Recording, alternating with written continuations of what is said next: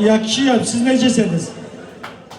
Yaxşıyıq bizdə, sağ ol. Yaxşıyam deyə bilmirsən? Qulaq asın. Yaxşıyam biləndirə, yaxşıyam. Yakışıyam. Yaxşı, yaxşı. Yakışı. Yaxı, Yak. Ada lək yox. Yax. Yax da yax. Biraz ora bura yax.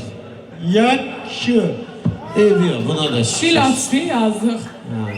Həmişə yaxşı olarsan. Çanakkale'den gelmişsiniz. Ne kadar güzel. Fetih Bey bir söz diyeyim size. Siz qarğış bilirsiniz.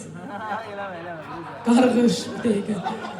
Qarğış da, yəni bilsən nə deyirsən ona? Pis değil, bak. Bir dənə o kameraya bak. Mənə bax, küfrün yaxşı versiyası. Bir dənə qulaq asın. Beddua. Biliyor musunuz? Vallahi şimdi çıkartamadım ama eşlik ederim. Beddua bize kötü değil.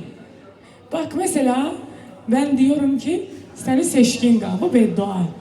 Siz de diyebilir misiniz onu? Seçkin kal deyin bir tane. Ne olur hadi. Gəl belə deyib, başa çıxmadı. Elə bil ki, bax, başa düşmədi, mən